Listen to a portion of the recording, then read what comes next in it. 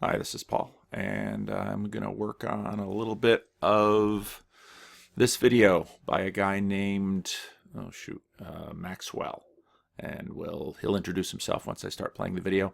But I'm going to continue on my project of trying to figure out, just everything, trying to figure out how the world got split, how Jordan Peterson tries to put it together, how the history of philosophy and religion in the West have brought us to this place, how all this stuff works. That's basically what my channel is about. And again, in many ways, I think the gift that Jordan Peterson has given me and many of us, and I think a significant number of people in the Western world, at least the English-speaking world now, and also in some non-English-speaking places, is basically an invitation to talk about these larger things in community, well, not just in community, because actually the church gives us that, but to create new communities where we are conversing about these things. Now, Esther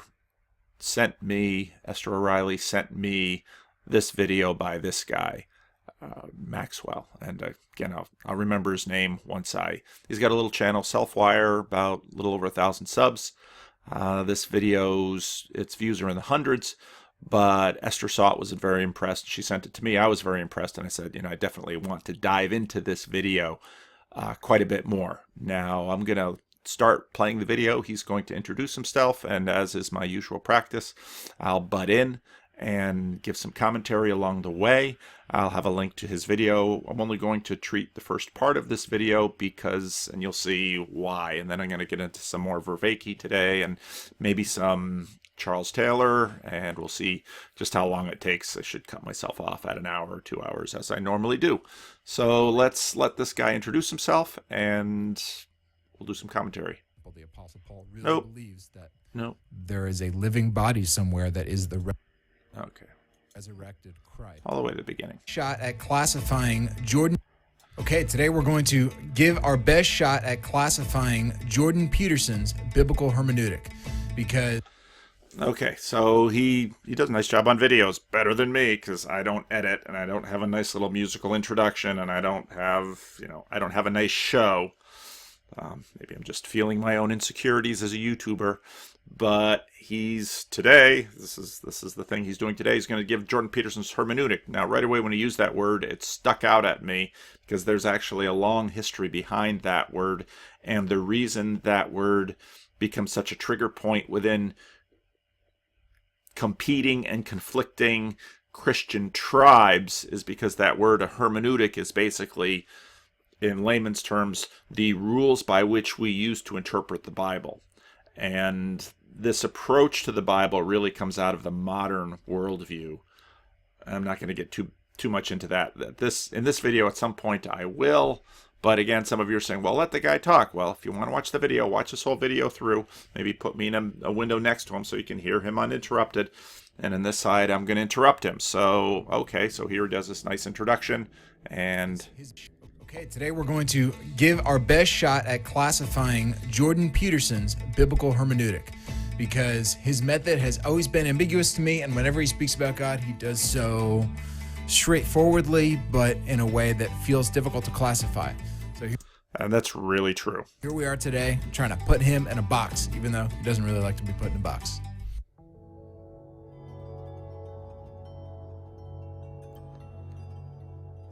So, let me see if I can, why can't I remember this guy's name? Maxwell is his last name, Jordan Peterson, Dr. Paul Maxwell, and he's got a systematic PhD in systematic theology. So, Dr. Paul Maxwell, why can't I remember his first name? He's got the same first name as me. So, Paul Maxwell, he's got this interesting channel that I cruised through, and I've seen a few of his other videos. I got his channel up in this tab too. Really kind of interesting mashup of masculinity issues, man issues, Christianity, kind of anti-political correctness, kind of I don't want to say necessarily anti-feminism. I don't want to put him in a box, but some of you might enjoy his channel. I know a lot of people who would hate it. but it's I've listened to some of his. I've listened to Christian hedonists. See, there's a lot of intertribal things here. You talk about Christian hedonism, you're going to talk within Reformed circles, and he locates himself, at least as coming out of the Reformed community. Maybe I'll talk to Paul at some point. But Christian hedonism then gets into John Piper and that whole strain of conservative Reformed Christian tribes. So there's a lot of interesting stuff going on here. He did graduate work in terms of PTSD and trauma and psychology. So in that sense, he's got a lot of tools with which he can converse with Jordan Peterson, and he's going to make mention of those as he gets into this. So let's let him talk some more. Jordan Peterson, psychology professor at the University of Toronto. If you don't know who he is, you've been living in a box for a long time. Okay, so Jordan Peterson is a public intellectual. He has ignited much political controversy over the past few years for many reasons, which we won't get into. But he first caught my eye after first appearing on the Joe Rogan podcast. I forget what number it was, but he was talking about the psychological significance of the Bible, which is likewise the title of his lecture series, literally watched by millions of viewers on YouTube. Okay, so let's get down to brass tacks, all right? I have my BA in biblical languages, Greek, Hebrew, and Latin. I can read the original texts of the Bible, okay? I have my MDiv from Westminster Theological Seminary. Okay, now Westminster, he didn't say Westminster West or East. Again, if I talk to him, we'll figure out some more of his stuff. There's so much intramural, tribal, reformed stuff. Westminster East was founded by a breakout group within the Presbyterian fights, the modernist fundamentalist fights.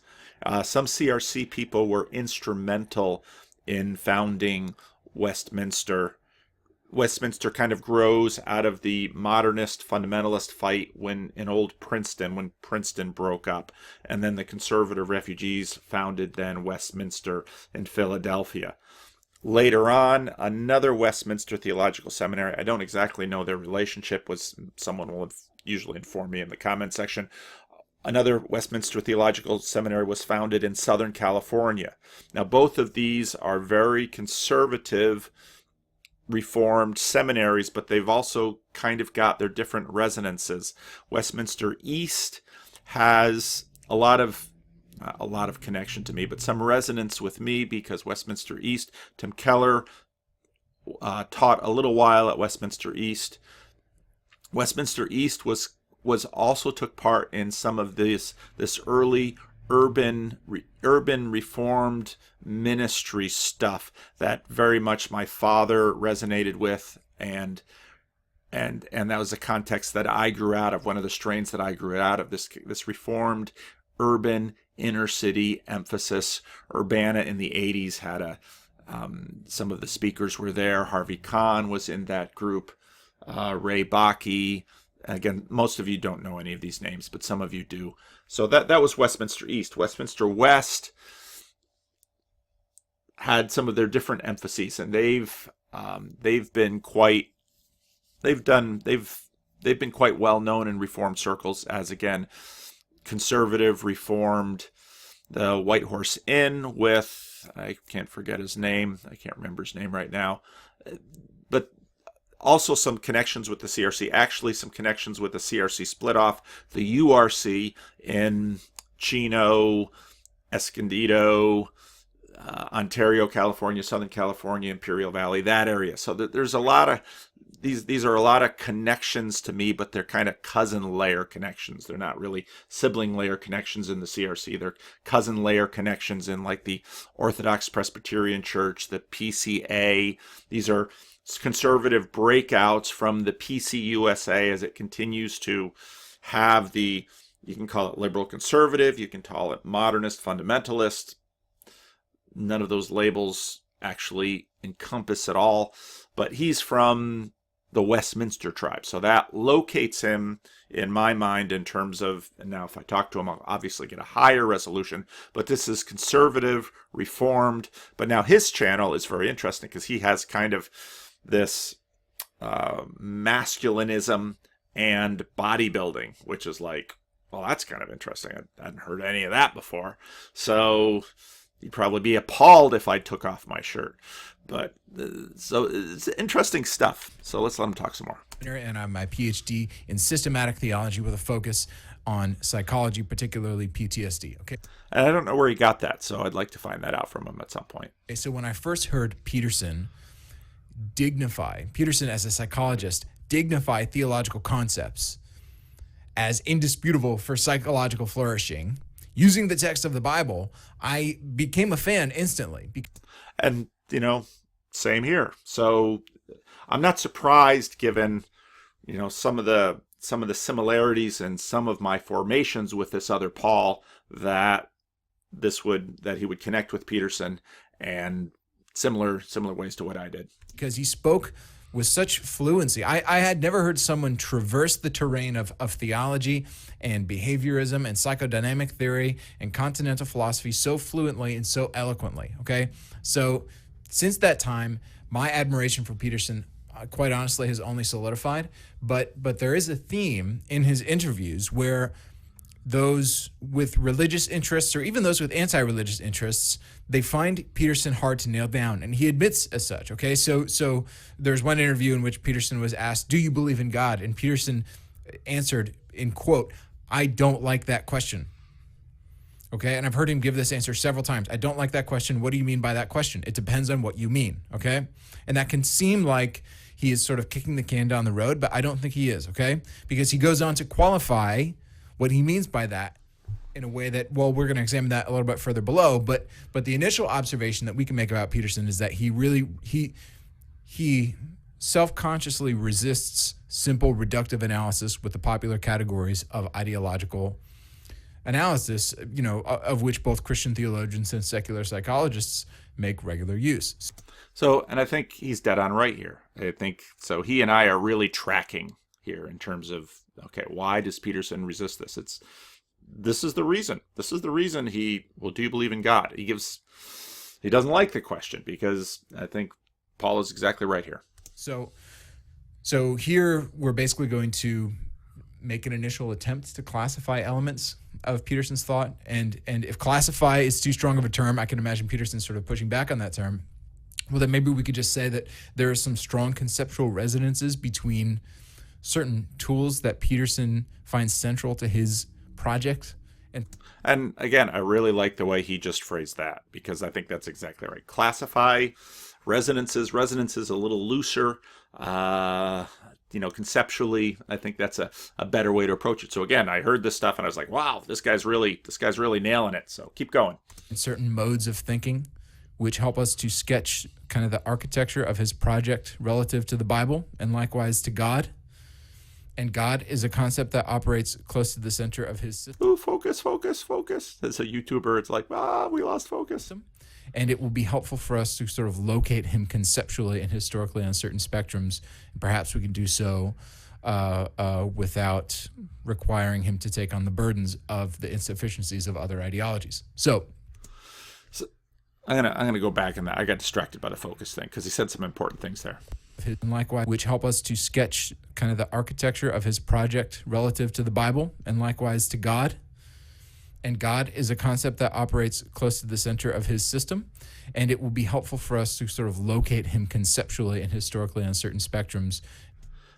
Now, what he's doing here is he's got a PhD. So he's well-versed in academics. And this little move that we make psychologically where there's kind of a flat world approach where you approach Peterson and say, is he or isn't he a Christian?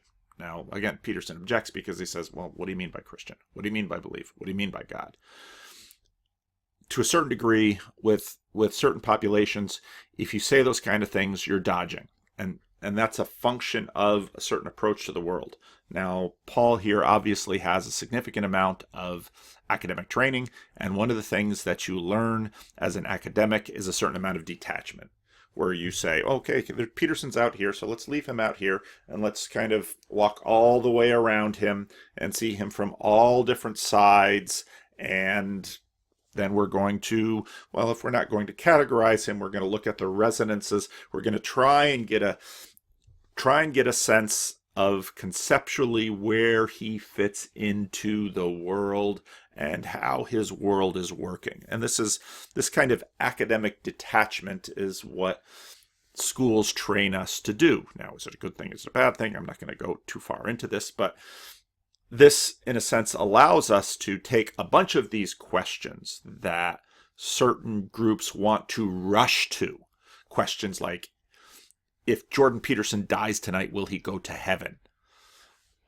Or is God pleased with Jordan Peterson? I'm not saying these are insignificant questions or unimportant questions, but in many ways, his approach, and often my approach, wants to kind of hold these questions at bay and say, okay, I'm not going to say these questions are illegitimate. I'm not going to say these questions are unimportant, but I am going to say that these questions are contextual, and I'd like to do something else over here for a while, because I think actually the work we do over here will probably, if you're really interested in these questions, help to inform you. There are other people listening that are not interested in those questions at all, because that's simply not the world that they believe in.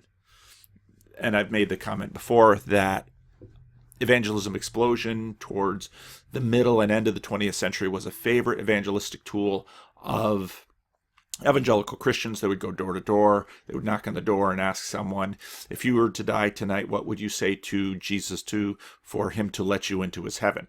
Now, apart from actually deconstructing that question itself, that entire approach is embedded within a belief system, within a worldview that has certain features. And again, now I'm practicing the same academic detachment right now. I'm not saying that this worldview is true or false.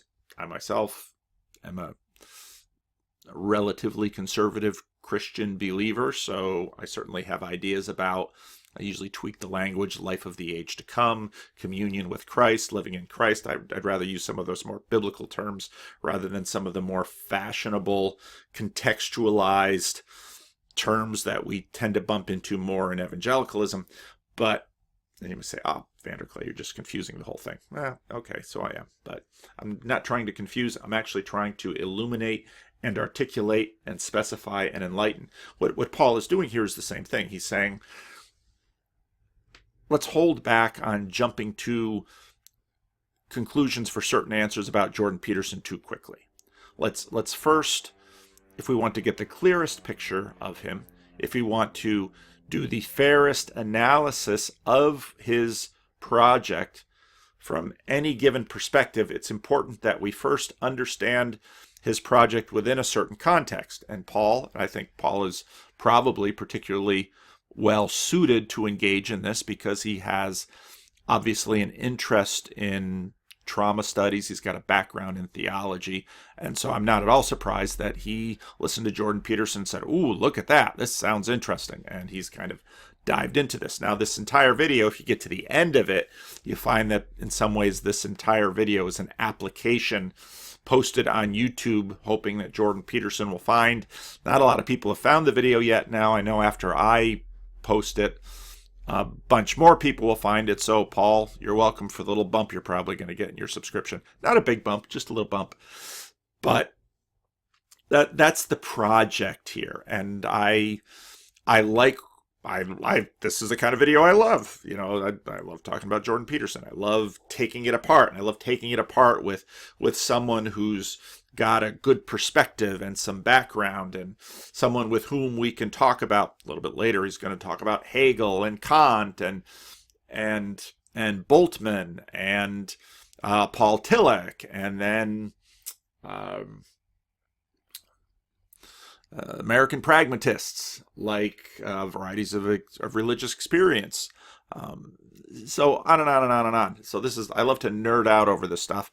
And this guy's an interesting nerd. He's got his nerdiness and he's got his manhood stuff and he's got his health stuff. So, see, and this is what's so cool about the world. There's so many interesting people and so much interesting stuff going on. So here you can find a guy whose study comes out of a very conservative, reformed background, and he's nerding out on masculinity stuff and bodybuilding stuff and Jordan Peterson, and watch a bunch of his videos. He nerds out, but he nerds out in his own nerdy way. So, I'll shut up about that too much, otherwise I get myself in trouble. Perhaps we can do so without requiring him to take on the burdens of the insufficiencies of other ideologies. So, see, that's a quick way of saying let's kind of respect who he is out there, and let's try to get a 360-degree view around him before we jump in with our judgments and within our own categories and try to locate him too quickly within our own frames of reference. And this, again, is this is what academia trains you to do. So, but we have to keep in mind that the discipline from which Peterson speaks is psychology. Okay, so when he speaks of God, he speaks of the effects of God in psychological metrics. That's really crucial, and he said it very, very well. He speaks of the effects of God within psychological metrics. This is Jordan Peterson's project. And again, a lot of both Christians and atheists, when they listen to Peterson, and even though Peterson keeps giving the disclaimer, I'm speaking from a psychological perspective. I'm speaking from a psychological perspective. I'm not speaking from a theological perspective. I'm not speaking from a political perspective. I'm speaking from a psychological perspective. What Paul just asserted is a great articulation of exactly what Peterson is trying to say. Let's listen to it again, because it was really well said. Speaks of that the discipline from which Peterson speaks is psychology. Okay, so when he speaks of God, he speaks of the effects of God in psychological metrics. The effects of God within psychological metrics. Peterson obviously has done a lot of work on psychological metrics, the Big Five, and all of this stuff that he did with Colin DeYoung. That's kind of his main discipline. Now, the effects of God. Now, right there, if you're and we're going to get into these categories a little bit later in this video. If you're, let's say, let's call it a confessing Christian, where you have a very robust sense of God number one and God number two. Now, again, God number one could be kind of the idea of God. God number two is this living, active agent governing, colonizing history, Tolkien over Frodo. So God number one and God number two, if you're confessing, believing Christian, practicing Christian, the effects of God, of course, all over. And those are simply axiomatic if you're within that worldview. If, however, you're more secular and more skeptical or atheistic, then you kind of have God number one, but you disbelieve in God number two. All right, and I know there's been some question in the comment section about what is the God one and God two thing again? You'd have to go back and watch hours and hours and hours of my old videos, and that's totally unfair to require of you. But what Peterson can say is he wants to hold the question of God number two as an open agnostic, but God number one, he says, well, at least we can have this God. And this is what he does in the Sam Harris conversations. At least we can agree on this God. And even Brett Weinstein can agree on this God. At least the idea of God, or the sociological reality of God, has been shaping humanity and all of that. So I want to study the effects of that God in culture, in individual lives, in all of this. And so that's how Peterson, definitely down on God number one, open agnostic on God number two, as to whether the degree to which God is in fact this ontological separate agent acting through history. That's of course the ancient conception of faith. That's the pre-secular assumptions of faith, that this God is in fact acting. And even the modern language, see, once we use the word God intervenes in history, right there, when you use the phrase that way, you've already, in a sense, ceded the ground to secularity, because the older conception wouldn't be, it would say, well, Tolkien intervenes in the story of Middle-earth. Well, what do you mean Tolkien intervenes in the story of Middle-earth?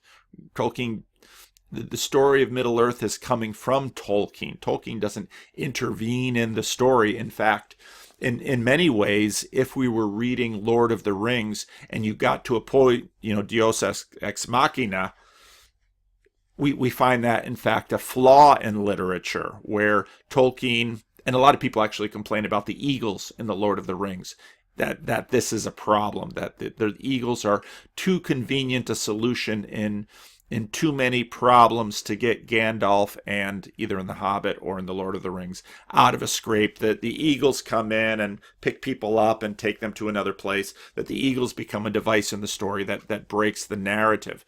And so this is a problem for me when I listen to a lot of secularist talk because, well, God intervenes. Well, God doesn't really intervene in the way that Tolkien doesn't really intervene in Middle Earth, because you won't have Middle Earth without Tolkien, just like you won't have history without God. Now this is the ancient conception.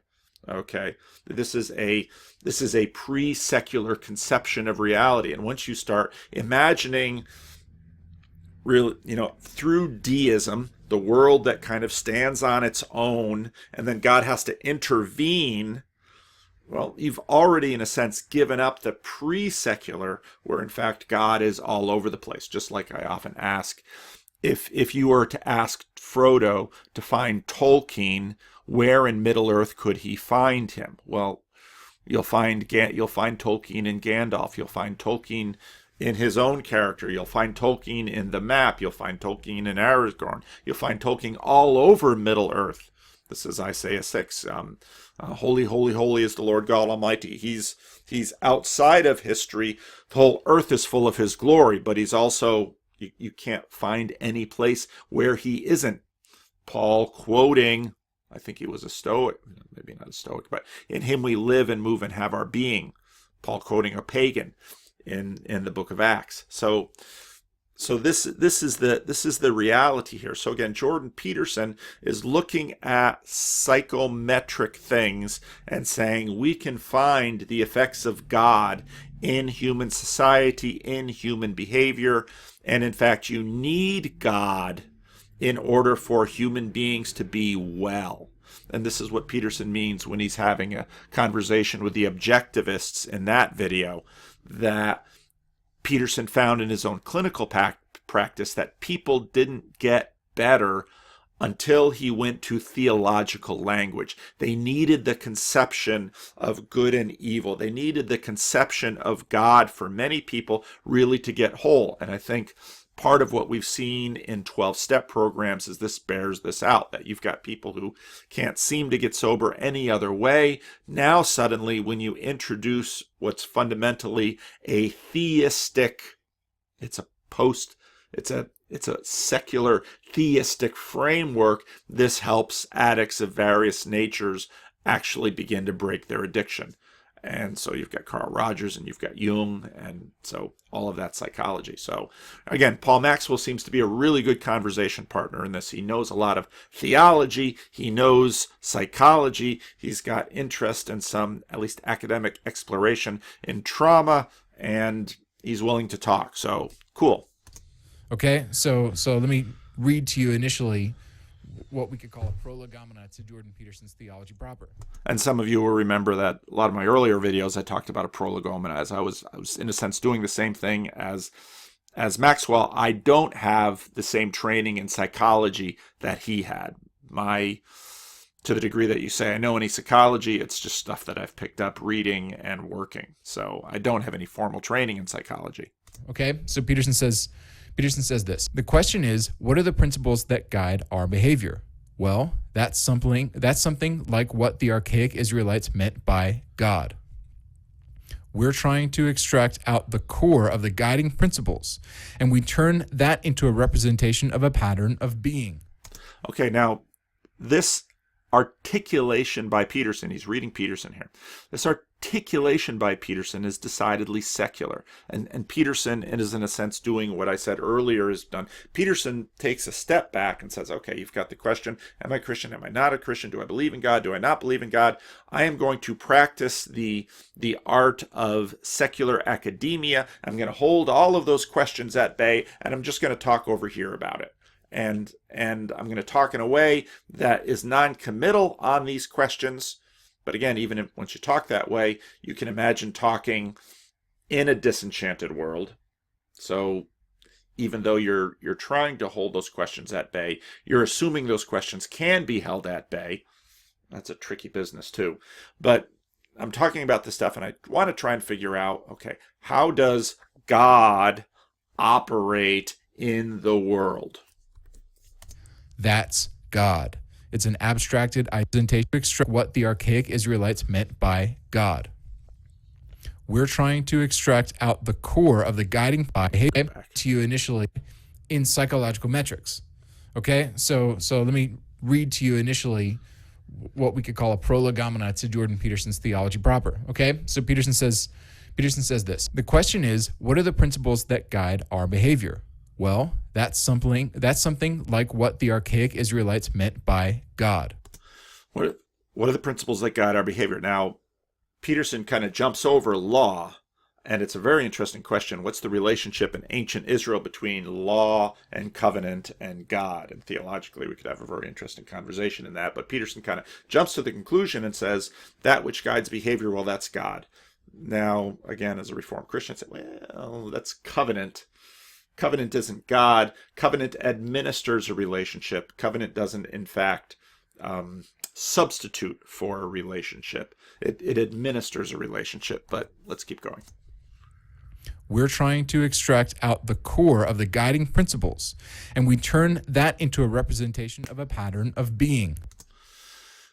Turn it to the core of the guiding principles and turn that into a representation of being. Now, again, there's tons of philosophy that's packed into that. There's some Heidegger, and again, a number of months ago, we talked quite a bit more about Heidegger. And what Paul Maxwell here is going to run through is a whole bunch of stuff about how we get to this quote that he's reading now. That's God. It's an abstracted ideal, and it manifests itself in personified form. Now, again, many Christians are going to hear that it's an abstracted ideal and say, whoa, are you just saying God is an idea? Well, again, this is part of the project that Peterson, well, let's hold it out here. So there's God number one as an abstracted ideal. We're gonna withhold judgment on God number two. And again, Peterson, at least in terms of his public posture, remains kind of an open agnostic.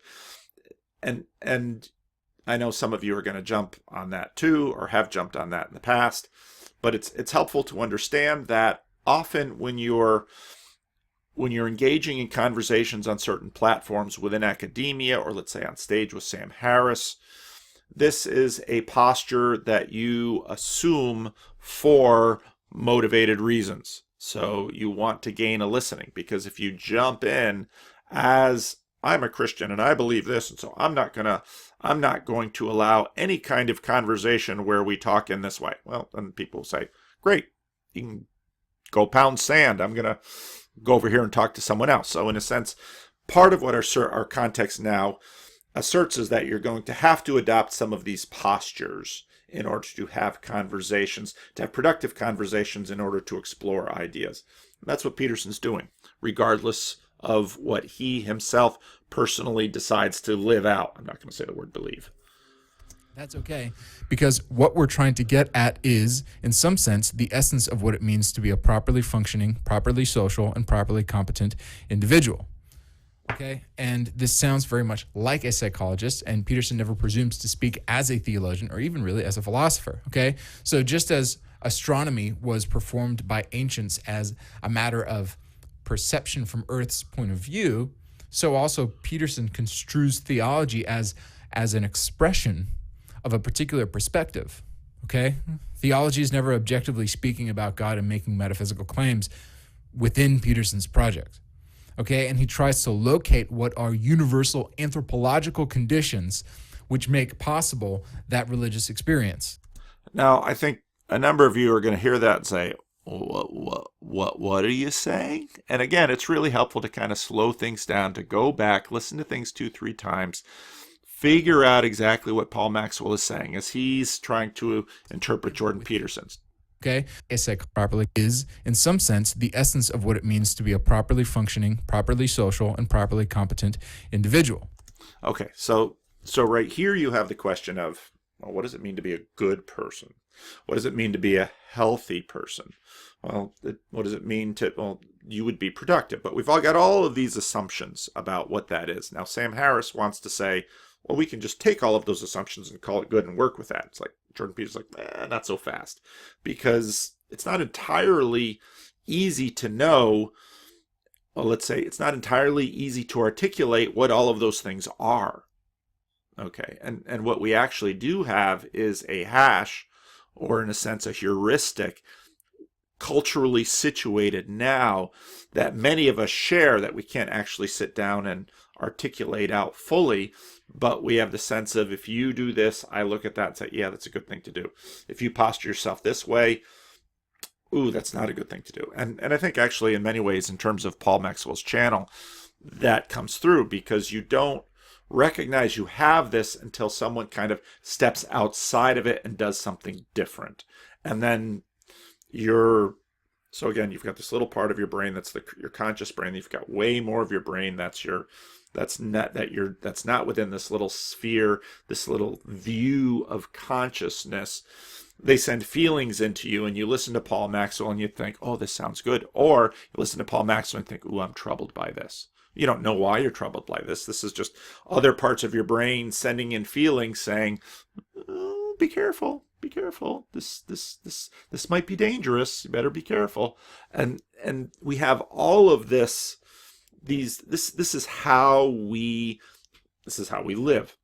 This is how we navigate an overly complex world and try to work our way through it.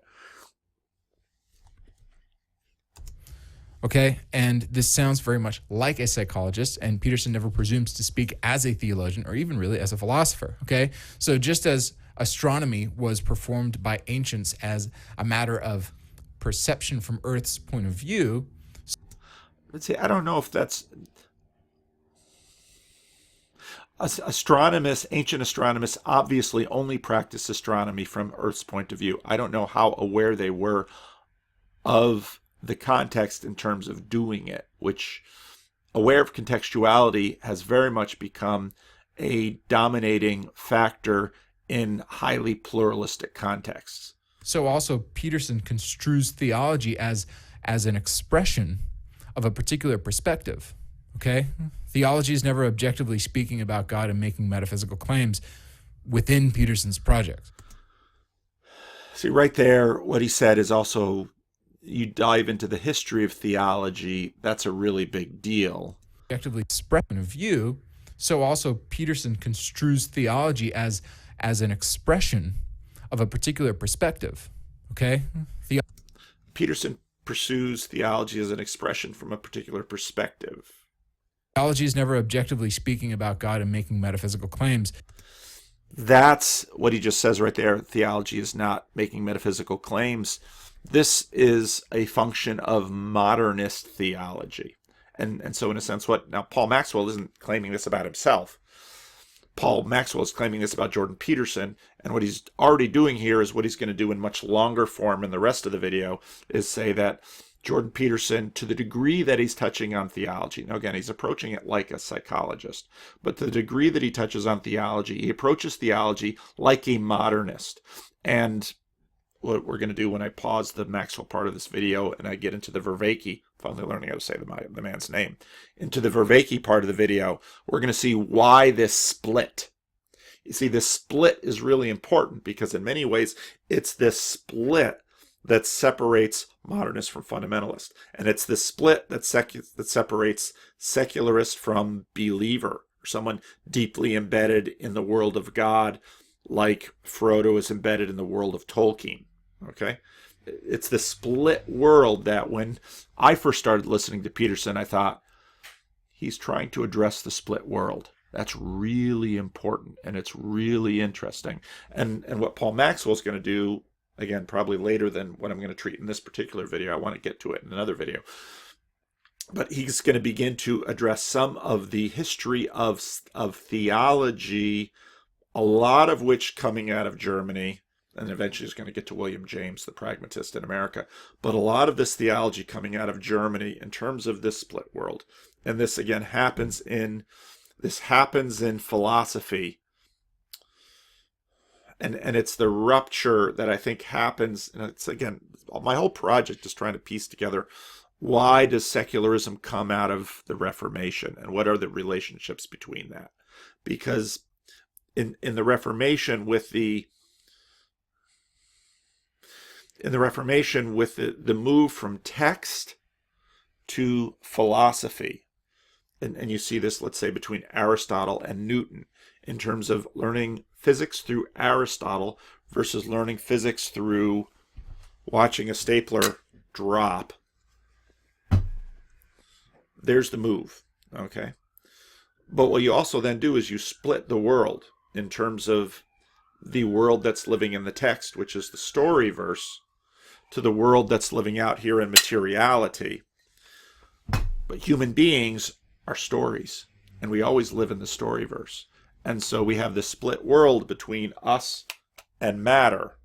And we construct, this is, say, speaking from a modernistic perspective, we construct a story around a stapler. But the materialist will say, I bring the story to the stapler. Peterson is already saying there's story built into the stapler because you can't understand the stapler outside the story verse that brought it into being. And the past video where I brought in Vervaeke before about Aristotle, we brought in the formal cause of stapler. An engineer conceived of this in his mind before he designed it in AutoCAD and before it went to manufacturing and before the metal was molded and formed and the rubber figured out by engineers and so on and so forth. So this is the split world. Within Peterson's project. Okay, and he tries to locate what are universal anthropological conditions which make possible that religious experience. Okay, now the move towards universal anthropological conditions is because what we realize is that pluralism is a whole bunch of competing stories. And so what we want to get at is what will be called the layer of nature. And I always listen to how that word is used. This layer of nature, which is below it, because we're hoping that if we can get below the story verse, which is the area of humanity where stories are governing what we're doing, down into nature, which is pre-human, as we conceive it, and non-human, well, then we can get this universal layer, which will be transcultural. All right? Okay, which Christians call faith. Okay, and in order to understand within Peterson's project, okay, and he tries to locate what are universal anthropological conditions which make possible that religious experience, okay, which Christians call faith. I guess he's equating the religious experience with what Christians call faith, which is one of a number of definitions of faith, which are all legitimate, but I mean, that's part of the problem that you have if you've got a word like faith. It can mean a whole bunch of different things. Okay, and in order to understand how Peterson accomplishes this, it will be helpful for us to look at how his proposals resonate with the language of historical philosophy relative to speech about God and the Bible.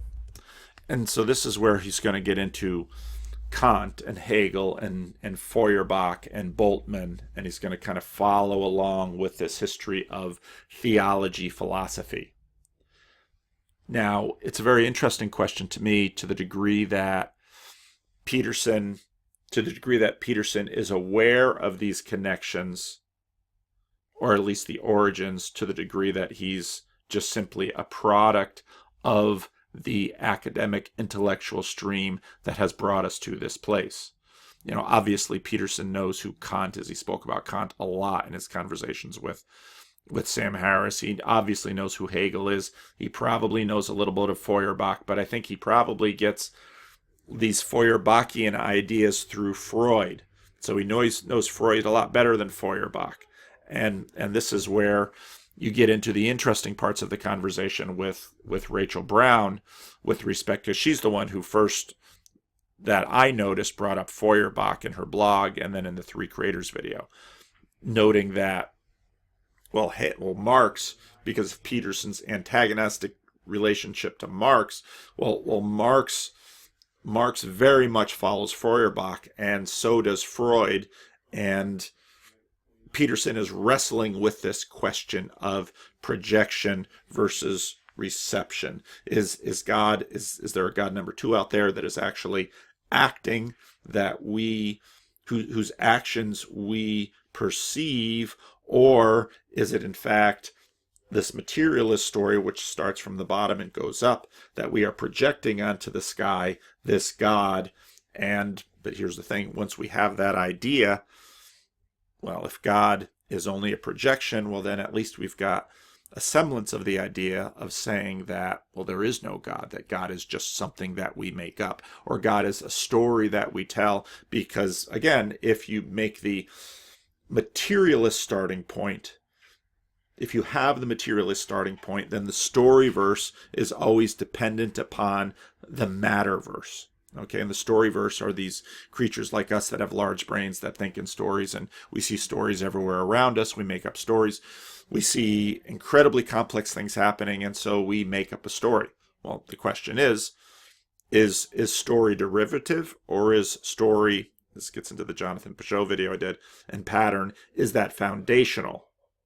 And it gets to kind of the basic dividing line in history of whether matter is foundational and story and consciousness are all derivative, or whether consciousness and story are foundational and matter is expression of story. Okay, there's a fundamental divide in the universe. Okay, so first is we're looking at Hegel. Okay, now this first intellectual with which Peterson resonates is Hegel. Hegel was a 19th century philosopher who wrestled with the possibility of speech about God after Immanuel Kant. Okay, now Kant posited that. Now, just from a YouTuber perspective here, it's really interesting that I suspect Paul Maxwell is alone, and I suspect he's got two cameras going, and so he's taking all the video from these two cameras and he puts them all together and he puts it into his nice video. He edits, which is what I don't do. I just don't want to take the time to edit. Too lazy, perhaps. You can frame it that way. I'd have better videos if I edited. I'd probably edit this out.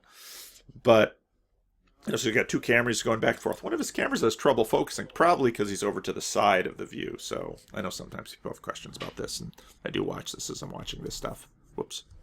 That there was a crude distinction between the world of our perception, which is what he called the phenomenal realm, the world of phenomena, and the world as it really is, which is the noumenal realm, or the world of noumena. Okay, here's another split, and this is an important split. And this is where I'm not going to go too much further with Paul Maxwell in this video, and I'm going to go to Vervaeke because, again, my project is I want to know why the world has split the way it's split and what we can learn about those splits and how those splits are governing now. So let's go back and listen to this because he started with Hegel, but he says, well, in order to talk about Hegel, I have to go back and talk about Kant. So let's listen to that again. And the world of our perception. Kant posited that there was a crude distinction between the world of our perception, which is what he called the phenomenal realm, the world of phenomena, and the world as it really is, which is the noumenal realm, or the world of noumena. Okay, so you've got the phenomenal realm, the world that we experience, and then the noumenal, which is the way it is, reality. Now, again, if you go back and you look at my commentary on Peterson and Sam Harris, in many ways, all those four talks, they never got beyond Kant. In many ways, that Peterson kept dogging Harris and saying, your naive, simplistic imagination that you can maintain this monarchical vision and just talk about a world of objects, can't do that anymore. Can't do that anymore and have philosophical credibility. That day is done. That day ended at the beginning of the 20th century. Sam, it's time to get with the program and realize the day is done. I don't think Sam Harris either never accepted that position or doesn't understand that position. I don't know which, or chooses to deny that position. And no matter how much Sam Harris says he's done psychedelics and wants to talk about consciousness, this is the position that Peterson kept trying to bring Sam Harris back to, and Sam Harris wouldn't go there. Peterson basically says, all those videos that I talked about, the a priori structure, which then kind of becomes God number one. This a priori structure, I don't engage the stapler. Now I sit here and I think, I can't help but engage this stapler as a stapler. It's cold, it's hard, kind of hurts when I hit it on my head, left a little mark. How on earth can I deny the obviousness of this stapler, and that in fact, if I hit myself hard enough with this stapler will govern consciousness, because either through pain or all the way to unconsciousness, this has that capacity. But as we know from all kinds of science from the early 20th century on, and a whole bunch of philosophy, it is not quite so simple as this, that in fact not only am I perceiving the stapler as such, as something independent and separate from myself, but in fact, I am bringing to my experience of the stapler loads of things. There's an a priori structure that in fact has been built into me by many, many human generations where I'm just listening to the deacons talk in the other room and I'm getting distracted. There's this a priori structure that is built into me by many, many generations, and it's a good thing because I don't live long enough to actually develop this structure myself. But there's this a priori structure that goes way, way, way back, all the way to the lobsters and before, that governs my relationship with this stapler. And it's so built into me, it's so completely implicit to me, but it actually is fundamental and important to this entire conversation. All right? So there's the split world between the phenomena of this stapler and the noumena, which is, well, let's say the greatest truth about everything about this stapler, which even this stapler is so vastly more complex than I could spend my entire life articulating. If you look at all of the things that brought the stapler into being, the history of staplers, the history of metallurgy, the history of physics, the history of human society that would cause us to bring together a device that would have the need to attach papers together. I mean, if I imagine Tom Hanks' Castaway movie, a stapler pulls up on the beach in the FedEx packages. What good would a stapler do him? Well, maybe he would want to manage some papers, but apart from the rest of human society, it would have no meaning. So even just the simple stapler is astoundingly complex, and my relationship with it is astoundingly complex. But there's so much that's built into it that I so effortlessly and so naively interact with a stapler now. It's the difference between the phenomena and the noumena. Now, there's a split that has happened here, because this whole idea of the noumena, well, what on earth is that, and how on earth are we can we in fact talk about that? So it's time to get rid of Mr. Maxwell and to go back to the PowerPoint, and we're going to take a step way, way, way back, and we want to talk about the continuous cosmos and the axial age. Because before we can talk about Kant, before we can talk about Hegel, before we can get to Feuerbach and Boltzmann and this entire 19th, 18th, 19th century history of German idealism, of all of this philosophy that comes out of Germany, and also theology that comes out of Germany, because the philosophy and the theology are very much wedded. The philosophical problems give birth to the theological problems, at least for the academics who are playing in this space and defining the rules and telling naive confessional Christians, no, your beliefs in God are not justifiable. That then gets later on into, let's see if I have the book here. No, I don't have that book here. That gets later into Alvin Plantinga and Nicholas Waltersdorf and the question of whether this whole critique of justifiable belief. Anyway, we're going to want to talk about the continuous cosmos and or what I call the integrated enchanted world, where we small creatures live in the garden of the gods. And somebody say, well, that sounds like the Garden of Eden. Yeah, there's a reason it's a garden. And the axial age, where you have a split world, division of heaven and earth. Earth, which is pain, decay, corruption, illusion. Heaven, which is ideal, eternal, unchangeable, true. So Kant is wrestling with, okay, there's, in a sense, Kant is post-axial. Now, what do I mean by axial? What do I mean by continuous? Well, Vervaeke has some of these really handy lectures, and he has a real gift for articulating these concepts. So let's listen to Vervaeke for a little bit. And I finally learned how to say his name. All right, so what is the axial age and what's the axis upon which it turns? So what Jaspers noted is that there was a fundamental... Now this comes out of this comes out of a scholar named Jaspers in the middle of the 20th century that asserted that there was this movement in history called the Axial Age, and then defines it. And so this conception has been dominating and governing and growing for the last 70 years. And it takes about that idea for some new academic ideas to really spread out into the culture. And so that's what Vervaeke's doing it, and we'll see how useful this is in conceptualizing, and I'm going to critique it as we get into it. Change in this time and how human beings understood themselves and their place in the world. Such that this kind of thing probably seems natural to you. How many of you have read some Plato? Okay. How many of you have read some of the Bible at some point? Okay. How many of you have read any ancient Egyptian texts? Yeah, and notice you're waving your hands quite a bit too. But yes, a little bit. How many of you have read any ancient Babylonian texts? Now, Egypt is a major civilization. The first nation state, it exists for about 5,000 years. Its religion lasts that long, right? It has a huge empire at one time. And yet, there's no call to read any of that literature. This point that he's making here, this is a genius point.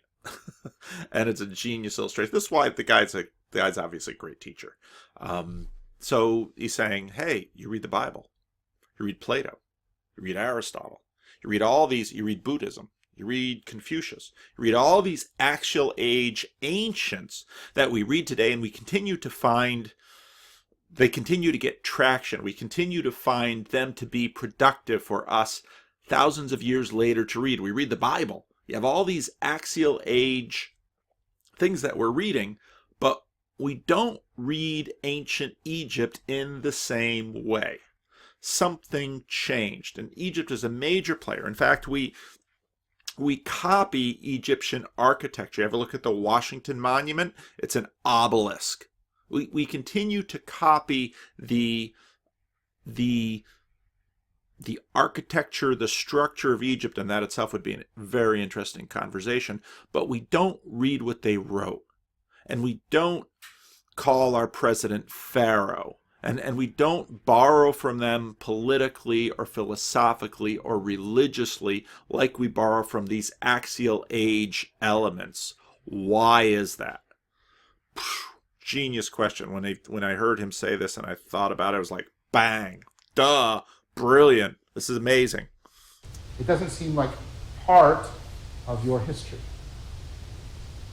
But in a way, that if you stand back and think about it sort of like objectively, you consider Plato and ancient Israel part of our history. They're somehow still relevant to us. Not that I'm saying any of you are necessarily Jewish or Christian or Muslim, or any of you are Platonists, but somehow we consider those people to be currently relevant such that we continue to read them. There's a cultural appropriation of those people from the axial period. Now, it's not just, Eurocentric. How many of you have read any of Confucius, some of the Analects? Anybody? See, a bit more. How many of you have read any Buddhist texts? Okay. So, right, how many of you have read some Taoist texts, for example, pt1, things like that? Again, all of these things that are considered pivotal pieces of literature from the axial period strike you as relevant in some way, as important to consider, as a source of, and I'm going to put this word in quotations because it's going to be something we're going to discuss and debate in the course, a source of wisdom.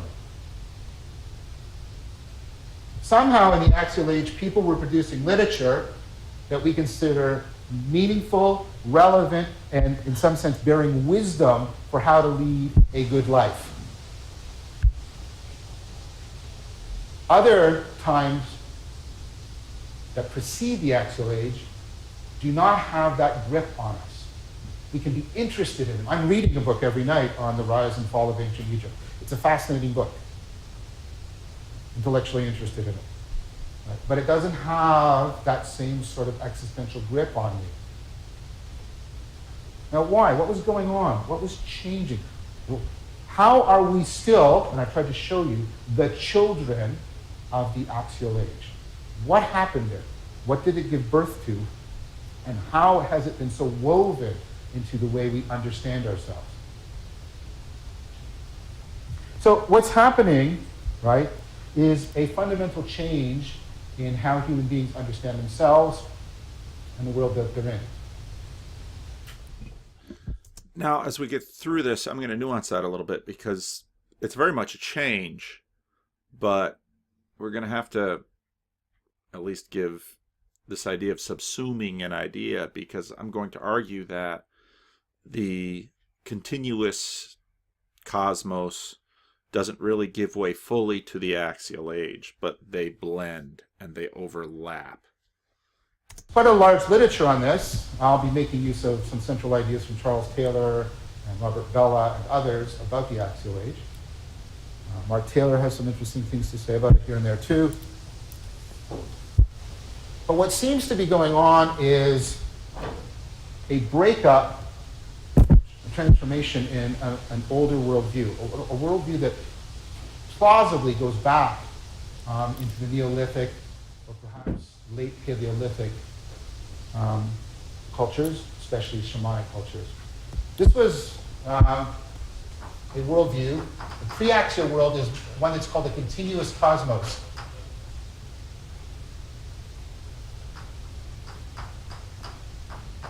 By Charles Taylor and others. So the continuous cosmos is based on the idea that there's no fundamental difference between the natural world, the human world, and the sacred world. They're not different in kind. They're different in degree. So the difference between, for example, the gods and human beings are not that the gods are fundamentally different kinds of beings. It's just that they're basically superhuman. Now the sound messes up. The sound isn't great in this video at all anyway, but the sound messes. Basically, they're superhuman beings. Let's hear that again. They have more power. Not that the gods are fundamentally different kinds of beings. It's just that they're basically superhuman. But that they're basically superhuman.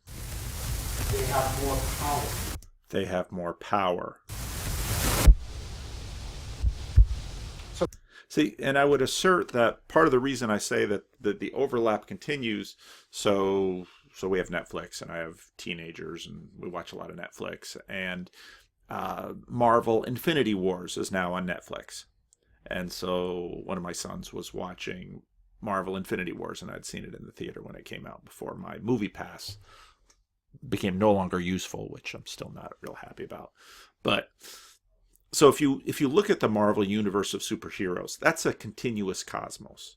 That Thor and Iron Man and the Hulk and Captain America and this whole cast of Marvel comics, they are all living in the same world as we are. And so in a sense, the Marvel universe is, for us, back to the continuous cosmos. And we, in fact, enjoy going back there and watching those movies and, in a sense, inhabiting that world. Now, we suspend disbelief, but the fact that that world is not only intelligible to us, but attractive to us is really important, because it shows that the continuous cosmos has not, in fact, been replaced by the Axial Age, but the actual Axial Age enhances, subsumes, I don't know. I'd say I'm still trying to figure out the relationship between them, but it's really important because if you understand what the continuous cosmos is, or the integrated enchanted, as I would say, is it's still here. Okay, it's still here, and we can still, in fact, we haven't lost our capacity to live in that world, or even our desire to engage with that world. It's still there, despite the axis that this axial age will turn on. So they typically act. They're not ethical exemplars, for example. And the Greek gods are not. The Greek gods are not exemplars. And as many, C.S. Lewis, I've made the point many times, the difference between, say, the Greek gods and the God of the Bible, these are very different things. And so often it's often atheists that want to kind of give a cheap shot, they'll say, well, God, Yahweh and Zeus are the same. Hardly. The world is connected enough so that we can, in a sense, see relationships, but they're hardly the same thing. The God of the Bible is very much axial age, and Zeus is very much continuous cosmos. They typically act, right, for their own particular concerns, and they're typically also located, tied to a particular place and or function. So, you'll have, Seth is the god of the desert in Egypt. He represents chaos. And that chaos isn't somewhere else. It isn't in another world. It's the chaos that surrounds Egypt. It's the chaos of the desert and the flooding of the Nile.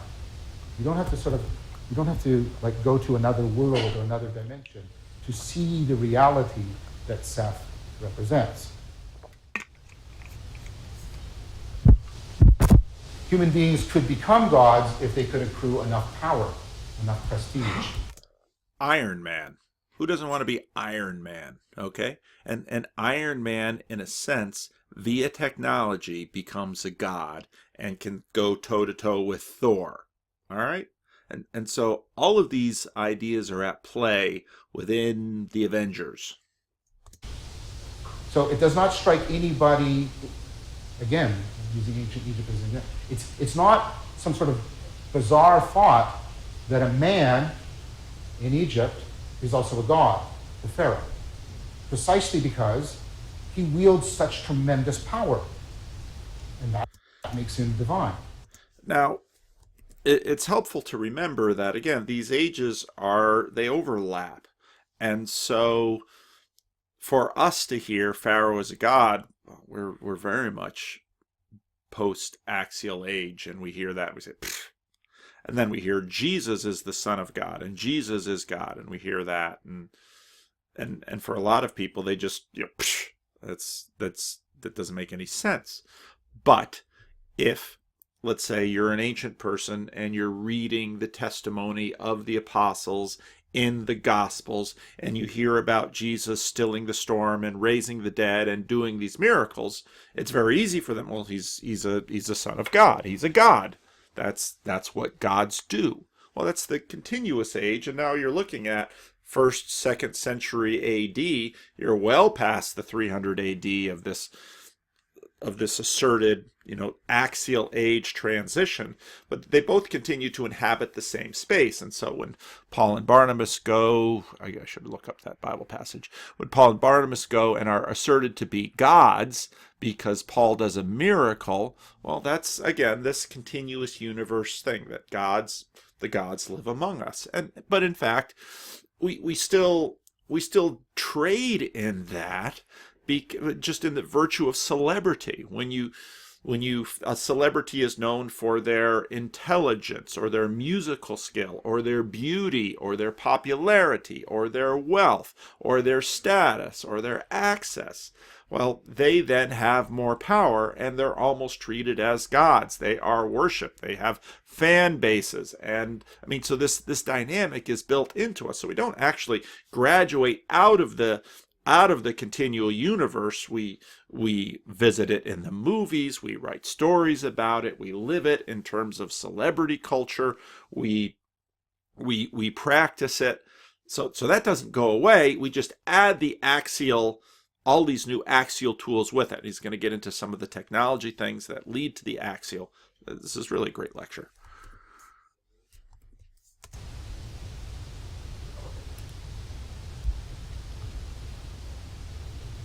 So that world is therefore organized around issues of power. It's organized also in space and time in terms of cycles.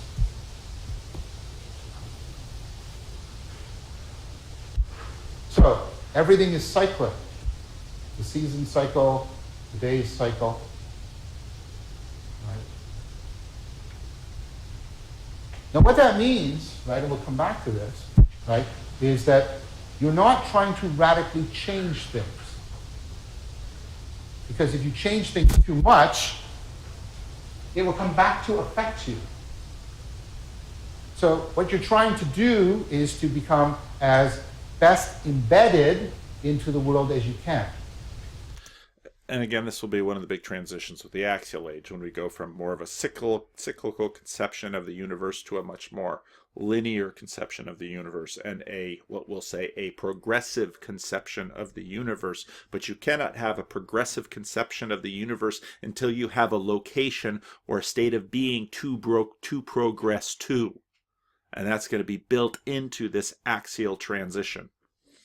Embedded in such a way that you can find the power in order to find the prosperity that you want. So, and now also in terms of the ancients, one of the differences between the ancient and the modern conception is that an ancient would, well, the world is big and great, and so what wisdom, and we're going to get to wisdom in a few minutes, what wisdom means is to fit into the context where you're at and to find success, understood as well-being, power, wealth. If you listen to the sermon that I did last week on, I haven't posted the one yet, I got to post the Sunday version. The rough draft you can hear on this channel, the Sunday version you have to hear on my church channel. But wisdom is your capacity to engage productively towards the ends you desire within this set universe. The axial transition will be to transform the universe, or at least to transform myself up into this further destination. Okay? So wisdom, all cultures talk about wisdom. But wisdom is understood primarily as the knowledge that you need in order to get the most power you can, the most power and prosperity you can.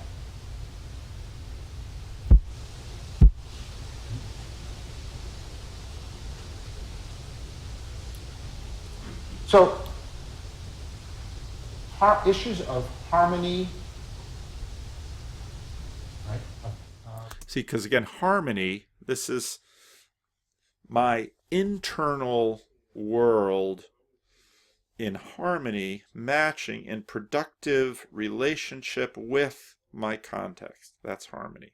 It's the goal of wisdom.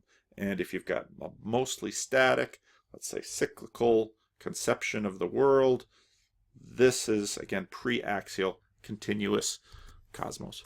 Embedding, of figuring out how this works so that you can best align yourself with it to get the power you need so that you can best prosper are central. Because this is a continuous cosmos, right, the chaos and the violence that you see in the world are just part of that world. There's no deep difference between the violence in nature and the violence between human beings and the violence between the gods.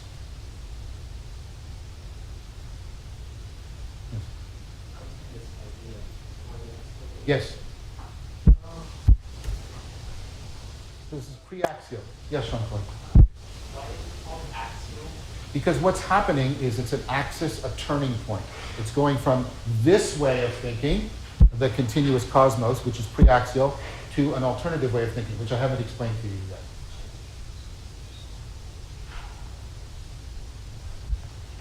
yet. Now this is a very powerful way for human beings to be on the world, to be on the earth, to be in the world.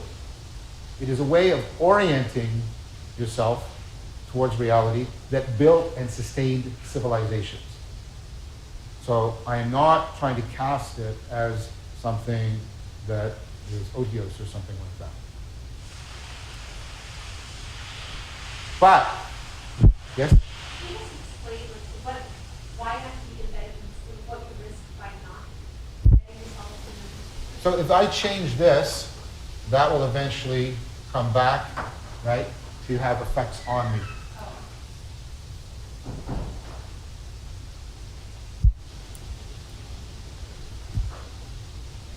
Now, in the West in particular, we'll talk about China and India later, but in the West, this world came to a cataclysmic end. There's a book that was been put out that actually gives a specific date for it, a little bit tongue-in-cheek. The book is entitled 1176 BC.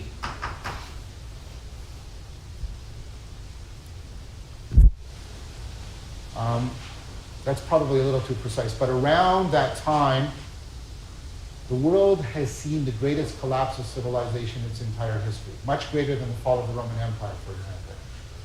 More cities, cultures, and political organizations go out of existence at this time than any other time in the world history. Got to close the door to the classroom. So this is known as the Bronze Age catastrophe, the Bronze Age collapse. There's a lot of discussion about why it occurred. I think it had to do primarily with fundamental changes in warfare that made chariots obsolete, but there's other theories, and that's not what this course is about. What happened was, all of these empires were either destroyed or lost. Egypt loses its empire, Assyria loses its empire, the Hittite empire is wiped out. A huge, powerful empire, wiped out. Right? Canaanite civilization is destroyed. Right? What this did was it shook this worldview. It shook it to its core. What happened was these sort of dinosaur kingdoms passed away, and what happens initially are a lot of small states emerge throughout the Eastern Mediterranean. There's another civilization that collapses, by the way, is the Greek Mycenaean civilization. Throughout the Eastern Mediterranean, right, small states emerge, and there is a lot more experimentation with social and cultural organization. So the analogy I'm using is like when the asteroid wiped out the dinosaurs, these little mammals now have all these niches that they can explore. And there was a lot of diversification and experimentation. And of course, that brought with it new ideas, new ways of thinking. And importantly, what happens during this time, right, there's a dark age in which civilization, a lot of literacy is lost, trade breaks down, there's economic decline. It's a very bad time. But what happens is some things are invented that have a huge impact. What I want to talk about are psychotechnologies. The invention of important psychotechnologies.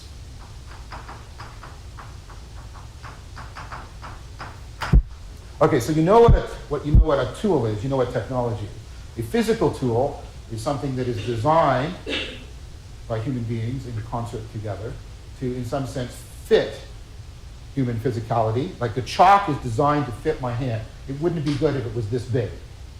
Right? I'm trying to write on the board like this or something like that. The chalk is designed. It has this shape. Right? It has a cylinder for a reason. Right? It's designed to fit my hand and then enhance what my hand can do. My hand can't, of its own, make these kinds of permanent marks. Right? Thomas's water bottle was designed. I mean, imagine if you didn't have that tool and you had to like carry around water in your hand. This is my water for the day. I was watching a show on Homo erectus. It was one of those, reenactment shows. you have to take it with a grain of salt. But I'm watching, and this one Homo erectus is carrying around this tooth that it's found. It's carrying around in its mouth and keeps carrying it around. Why is it carrying around in its mouth? I'm like, oh yeah, pockets haven't been invented yet. Okay? This is technology. We're all cyborgs.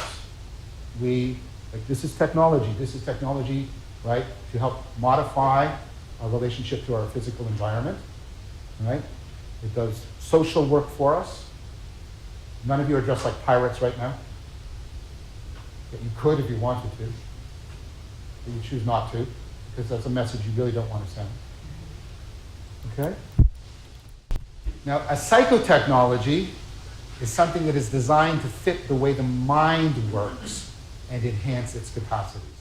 Okay, this is, again, a really good, there's so much good stuff in this lecture.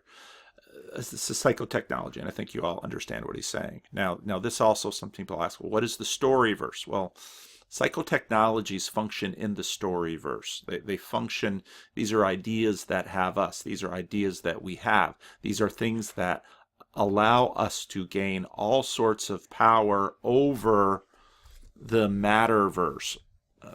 Psychotechnologies beget the kinds of things that will produce staplers.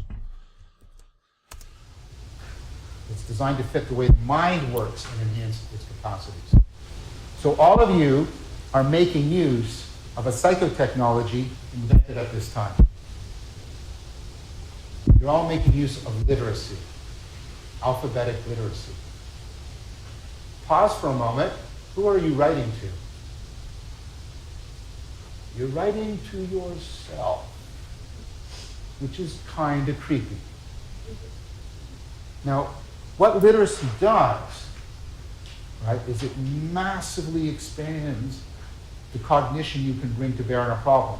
First of all, what you can do is you can take your brain at this time, your brain at another time, and yet another time, and have them all work together across time because you've written things down. That's what you're doing. You're writing to your future brain so it can make use of this information. And so everything doesn't have to be carried in your head. It's also a time machine. It also allows you to slow down and make more permanent your own thinking. You can reflect on your thought. You can stand back and look at it. You can critically examine it. If you didn't have literacy, if you couldn't do that, your thoughts will strike you as much more ephemeral, much less open to your own cognitive access and modification. You can debug your thinking much better if you can write it down. You can link your current brain to future versions of yourself and to other brains through literacy. Try the reverse. Imagine if I took from you literacy. Not language, because spoken language is natural to us. Again, remember I said pay attention to natural versus human. And that's exactly the distinction he's making here and using to try to say that which can be transcultural, that which is cultural. Now he's going to go on for a while. He's going to talk about literacy. He's going to talk about the development of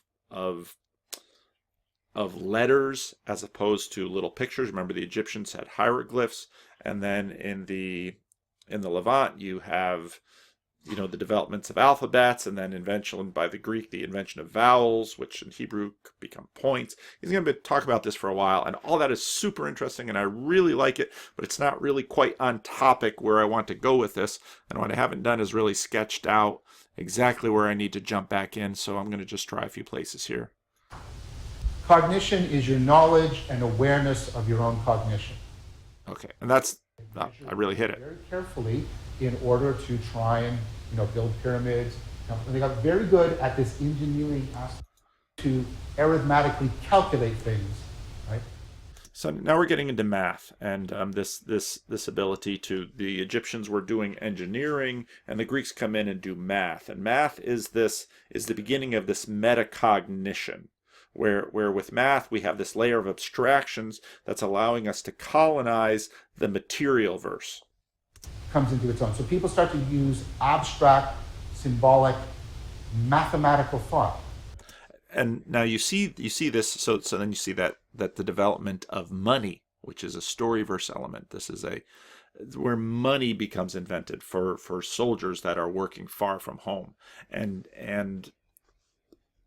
and literacy with alphabets and vowels. These are all examples of, in a sense, metacognition, where in this transition we have the basic world, which is full of tools and things, and then we start to develop these abstract mental tools. And so you have the world, the regular world.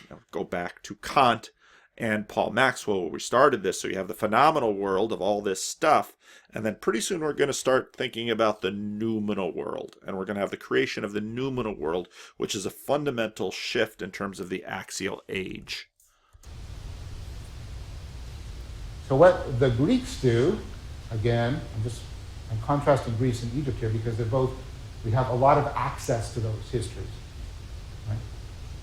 The Greeks take something that the Egyptians had been doing for years. The Egyptians had been doing a kind of measuring of the earth. They had measured the earth very carefully in order to try and build pyramids. And they got very good at this engineering aspect. What the Greeks did, though, is they took that measuring of the earth, right, and they made it an abstract mathematical symbol system. You know it as geometry, which is Greek for measuring the earth. But it has nothing to do anymore with measuring the earth. It has to do with abstract, logical, mathematical thought.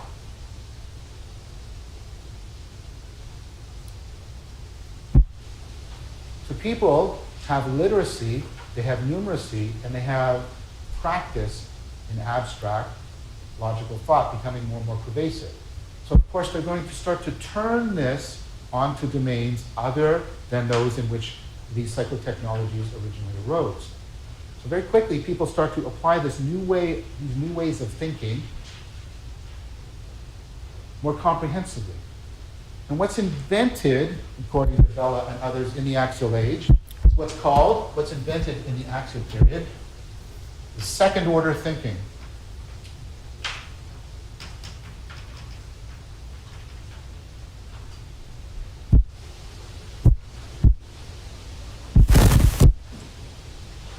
Which again will seem natural to you. Now, we're going to talk about this later when we do cognition. Every human being, as far as we can tell, is capable of metacognition.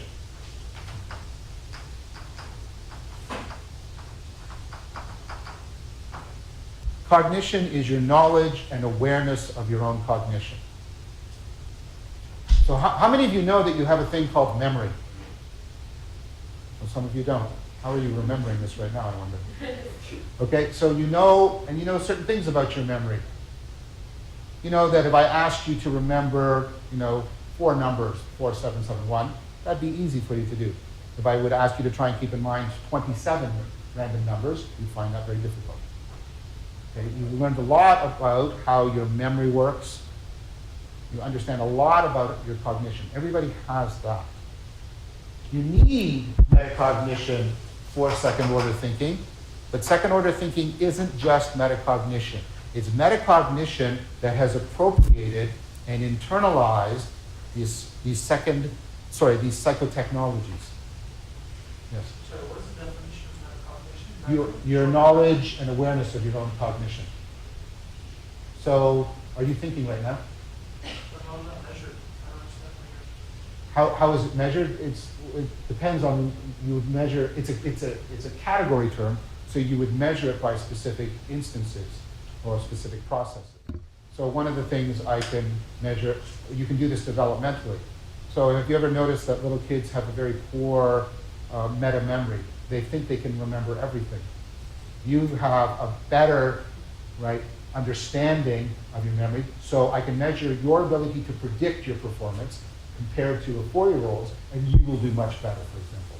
So you can't measure this per se, you can measure specific processes that are instances of metacognition.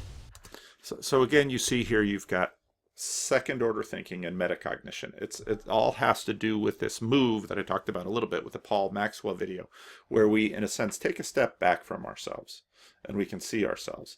And this is little children can't do this. that my dog can't do this. They're just living. People say, oh, you should live in the moment. My dog lives in the moment. A child lives in the moment. There's a real beauty about living in the moment. There's also a reason why we don't live in the moment, because we take a step back from ourselves and we see ourselves. And this is a really powerful tool that we've developed. And you can see the relationship between this and second order thinking and metacognition. We're watching ourselves think. And see, the power of this is, well, once we begin to watch ourselves, because we're so bad at seeing ourselves. And in fact, my dog and a small child, the reason a small child, when our kids were young and we lived in the Caribbean, they'd run around naked and the kids thought nothing at it. Why? Because they couldn't see themselves. They couldn't mind read. They couldn't see themselves as others see them. They couldn't be self-conscious. Now, on one hand, we might say, I wish I wasn't self-conscious. Oh, but yes, you do. Because the capacity to see yourself is this powerful tool by which you can protect yourself, and this powerful tool by which you can manipulate others, and this powerful tool by which you can work with ideas and concepts. This ability to take a step back from oneself is an astoundingly powerful thing that has reshaped us completely. Okay, so this metacognition, this develops, and rather recently. I'm not saying that people prior to this couldn't do that. Obviously they did. There's reflection in it, but this is, you get a sense of what I'm talking about. So, what second order thinking is, using metacognition to take these new ways of thinking in these psychotechnologies and turn it on your own cognition. So what you're doing in second order thinking is you're using these new ways of thinking, the literacy, the numeracy, the abstract symbol system, the reflective thought, and what you're doing is you're turning that critically on your own thinking. You're taking a critical metacognitive stance towards your own thinking. And that critical stance is empowered by these new ways of thinking that these psychotechnologies have provided people. So people start to become very, and I don't mean this in a purely negative sense, they become very self-critical. They start to analyze their own thinking, their own cognition, which is to say that in a very real sense, the origin, the beginnings of cognitive science are also in the axial revolution. Because you have to take a step back to see yourself in order to do this science thing. That's where, right, the attempt to critically and rationally reflect on cognition begins.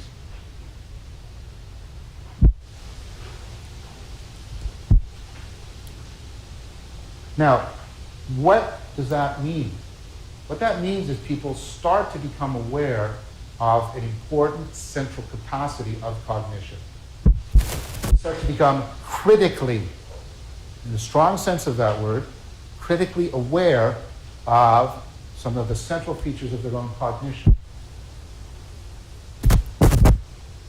What they start to become aware of is that human beings are meaning makers, that we make meaning, that we frame the world in particular ways.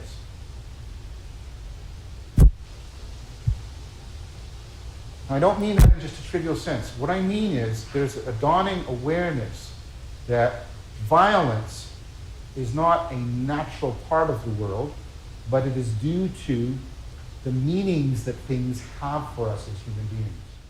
Okay, what he said right there is really important and really complex, but I just wanted to note again, and I'm going to kind of do a Jordan Peterson thing here. If you read at least the introductory stories of Genesis, you find the man and the woman and they're in a garden. And Jordan Peterson does a very interesting job of looking at that psychologically and noting all the different facets of what is historically been called the fall, or what I often rather use, the rebellion, where that happens. Now you get to the pre-Noahic flood story, and there's all this violence, and God looks down at the world, and he laments having created human beings because we're so violent. See, now you can see that story within this frame that Vervaeke has just laid out. That's very much an axial frame, because so right now I have the cat back home, my daughter's cat, and the dog and the cat don't get along, and they're about the same size, and so the dog's always going after the cat, and the cat's stalking the dog, and so it's just all cat and dog games going on back and forth at home. But there's no conscience between the dog and the cat with respect to any of this. If let's say a mouse or a rat would come around and the cat was there, the dog's too useless to engage a rat or a mouse. The dog can never find it because it's blind. But the cat, well, cat's an apex predator, and the cat would be all over that mouse, and the cat would think nothing about stalking and killing the mouse, just like we think nothing about the tiger stalking and killing the goat or the child. Well, we don't like the tiger killing the child, and but we don't hold the tiger as a participant in the story verse as we would say a human predator in a neighborhood. Okay, so right away this critique, this metacognition, this watching ourselves, this watching of violence, and we say, in a sense, we have the dawning of morality in this, and we say, oh, that we ought not to do this. Well, where is that in the story? Of course, it's God. Now, a modern say, oh yeah, we're taking Feuerbach, we're taking all of this morality and projecting it and embodying it in psychologically in a God that will work in the story in this way. Yeah, or something else is going on. A distinction starts to emerge between how things are and how we're making sense of them.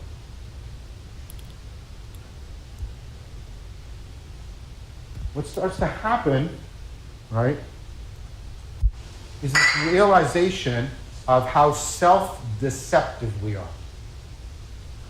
Now, there's two sides to this, and that's why when you hear this second-order thinking and critical, you have to think about both, destructive and constructive criticism.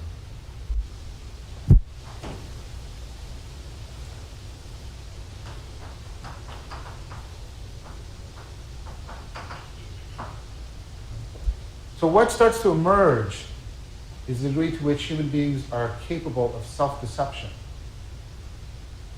The degree to which the mind twists itself out of alignment with reality, distorts how things are being seen, misdirects what is important or what we should pay attention to. This becomes very pervasive. But in conjunction with this, because the two are interdefining, right, is also a realization of a capacity for self-transcendence, for seeing through illusion and deception, for having an insight into how you have misframed reality. So you're already beginning to see now where this split world of the axial age is going to come from. Because once you have conceptualized self-deception, you also will conceptualize self-transcendence. That you can see things better than you have before. So what starts to happen is this kind of, I'll try and give you an analogy for trying to sort of remember this. Right now my glasses are transparent to me. I'm looking through them, right? And they're in a very real sense sort of framing my experience, right? But sometimes what I can do, right, is I can actually step back and instead of looking through my glasses, I can look at them. I can become aware of the medium rather than just aware through the medium, right? Now, why do I do that? Why would I take my glasses off and look at my glasses? Anybody? Do I do that just because I periodically want to blind myself? Any ideas? Why would I take my glasses off and look at them? Yes? To clean them. Because patterns. There he wipes it on his dirty t-shirt that he lectures in. I love this. I can become aware in which the medium of my mind as a lens on the world, is distorting my vision of things. But that could also afford me the capacity for transforming the mind, transforming the medium, so that I could then see the world in a less distorted fashion. I have a capacity, by transforming my mind, to engage in a process of self-transcendence.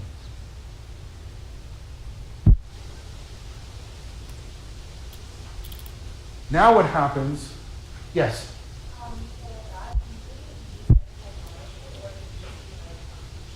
I don't think metacognition is generally powerful enough on its own. There seems to be even increasing evidence in current cognitive psychology to become more rational requires learning a lot of psychotechnologies.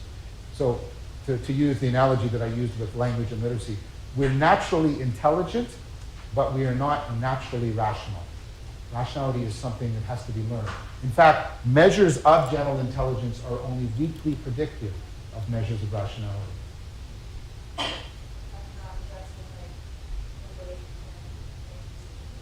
Or rationality very broadly construed. Rationality means using the most reliable cognitive methods to achieve your goals. See, and I'm not sure about his definition of rationality. I think Ian McGilchrist has a better one in terms of rationality being a consistency device rather than necessarily using rationality as a function of accuracy. I think that promises too much from it. I think consistency is terribly helpful in terms of accuracy, but it itself is not the same as accuracy. It's consistency. So your goals might be true beliefs, your goals might be skillful actions, things like that. But what you want to do is find the most reliable methods. And your intelligence does not naturally find the most reliable methods. It finds good methods, but it also tends to distort things a lot. So, to use an example that has become associated with me. All right, I was going to go through the dots. People initially find this, they think this presents itself to them as with it. But the task facing you is to connect all 9 dots with 4 straight lines.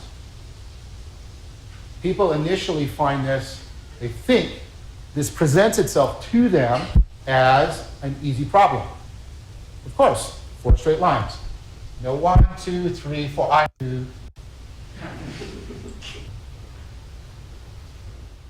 That's where you get the think outside the box thing. Many of you have seen this a number of times. And of course, at no point when I gave you the problem did I say box or square. What happened is, think of the lens.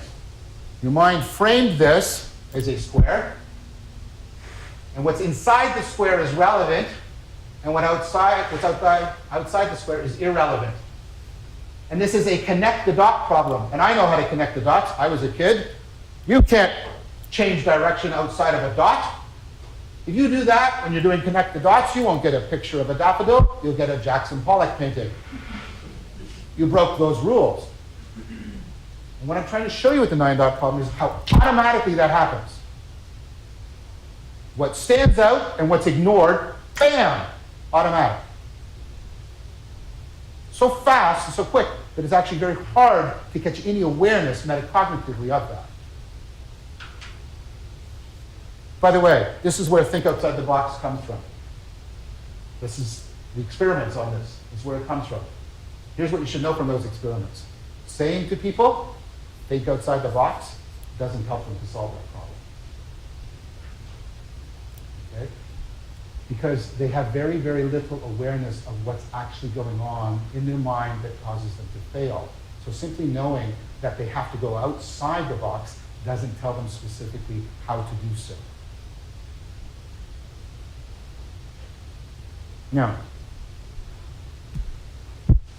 the statistical, just so you feel better, by the way, the statistical solution rate for this is not different from 0. It's a very hard problem. Okay? And it's not like... And almost everyone who does it learns how to do it.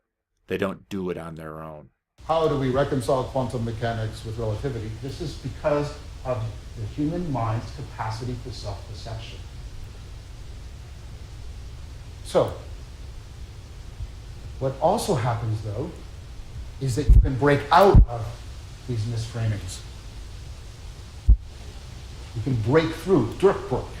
You can break through to see things more appropriately. So this second order thinking is to use these psychotechnologies to probe for the processes of self-deception and to try and promote these insightful processes of self-transcendence. And again, I think it's not specifically rationality that is your pathway, unlike what, say, Sam Harris. Rationality is your pathway to get rid of self-deception. What rationality is a consistency is a consistency tool, which is helpful in working out self-deception, but that makes it so that rationality isn't itself the antidote to self-deception. What starts to happen is people's vision of themselves and of the world starts to change. What this starts to say is, we bear a tremendous responsibility for our own happiness or our own unhappiness. We are responsible for the meaning we give things, and our actions are based on that meaning. The violence in the world and the suffering are not natural. They're caused by how we think. And now again, going back to the Genesis story, in this move, you can see the Genesis story as saying, the suffering and the misery of the world are human-induced. That's built into the Genesis story. That's built into, especially, the theological layer beyond the Genesis story. That humanity, you find this in Christian theology, humanity is responsible for the suffering of the world. And now today, in our age, and we're going to have to get into our age at some point, we say, no, nature is responsible for the suffering in the world. It's the tsunamis, and it's the death, and it's the cancer. And now the Bible says, no, we are responsible. Say, well, we'll draw the line. Did we make cancer? Did we make, and see, again, in the story, it's humanity that brought this in. Well, you cannot talk that way until you first split the world in a sense, okay? And Vervaeke is going to get there and show how we split it. Dhammapada, the book, one of the central texts of Buddhism begins with, the mind is in the lead. See now, what happens in the East in terms of Buddhism and Hinduism, the split is different, all right? And you have illusion and oneness. But I'm focusing pretty much on the West here in terms of heaven and earth. That's where you're going to have the split world. Mind is the framer of all things. There's no greater enemy to you than your own mind. There is no greater friend to you than your own mind. See, and again, I would say that what happens in Buddhism is that relationship is a little different, because in Buddhism, okay, so you get the phenomenal and the noumenal. In Buddhism, the phenomenal is illusory.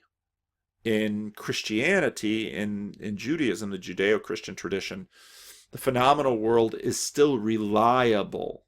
Even if then you have to say, well, then what is the nature of the difference between the phenomenal world and the noumenal world? And so I can say, so on one hand I can say, yeah, this stapler, there's as much space between the particles, the atomic particles in this stapler, but yet it feels hard to me. So there is very much a disconnect, but yet I've got enough Thomas Reid's Scottish common sense realism to say it's still real, and it's reliable, and it's mathematical, and you can construct science on it. They're both true. So then what then is the relationship between the phenomenal and the noumenal? And again, in Christianity, you're going to have all of this become distilled then into the transition of Christ in Jesus in creation 1.0 to the resurrected Jesus in creation 2.0. The transformation of heaven and earth, where heaven and earth become one, but they become one in a new heavens and a new earth, where you're no longer going to have this split. And you can very easily begin to see the relationship between the continuous cosmos, which, as I said, is not completely eliminated, and then the differentiation, the divorce of heaven and earth, which is what the Bible is actually about, and then the story about the marriage between heaven and earth. And in the book of Revelation, that is actually framed as a marriage between Christ and his church. Okay?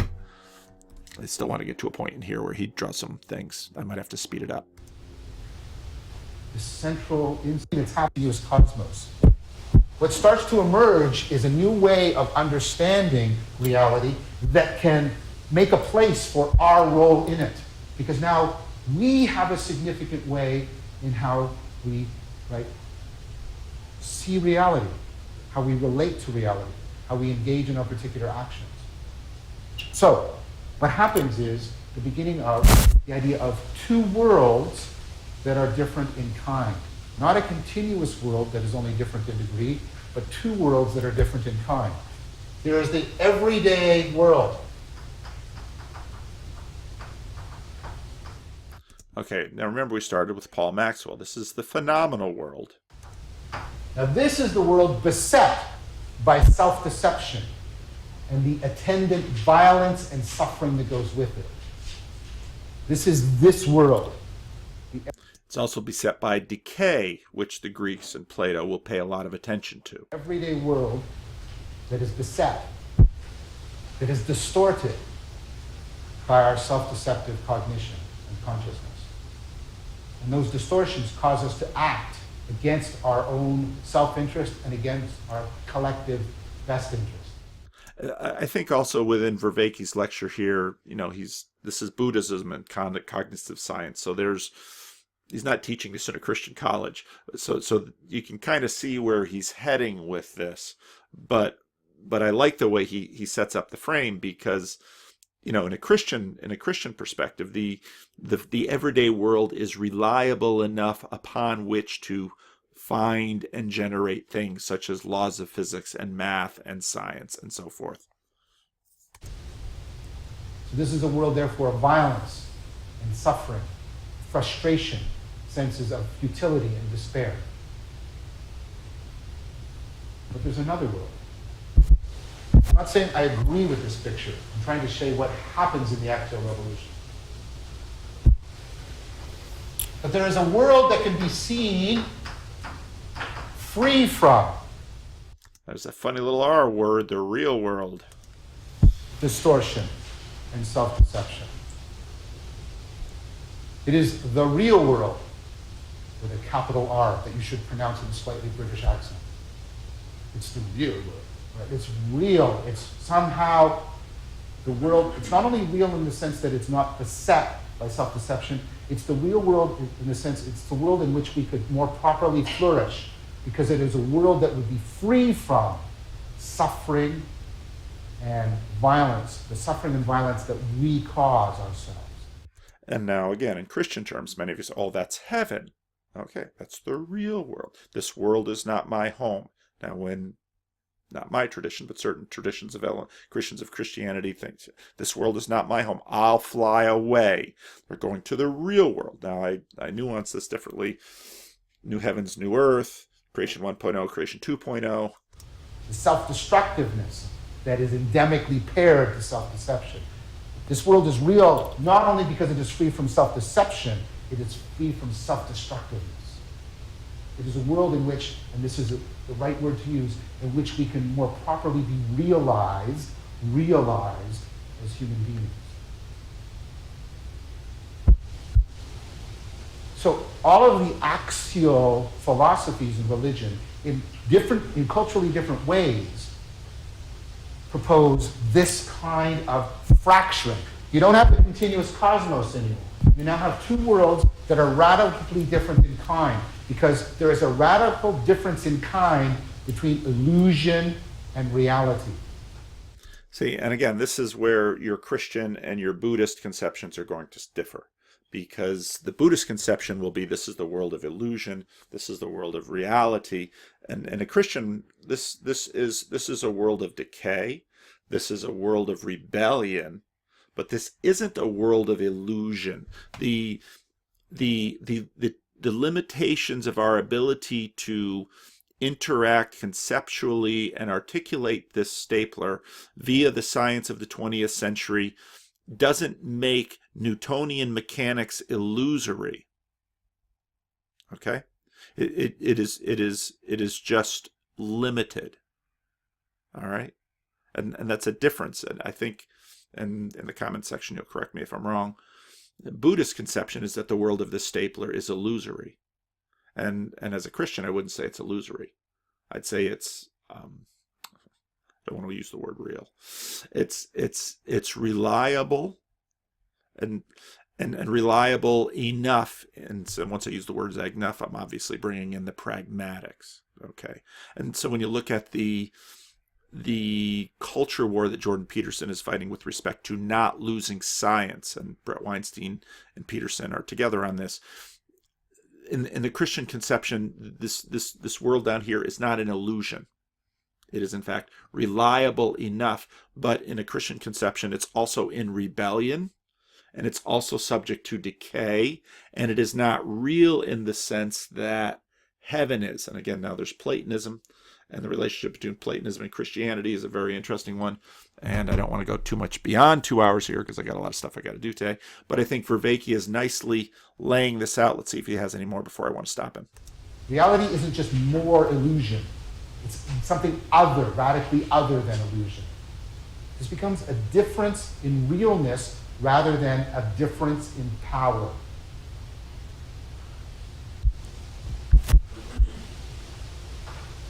The project now becomes how to go from one world to the other.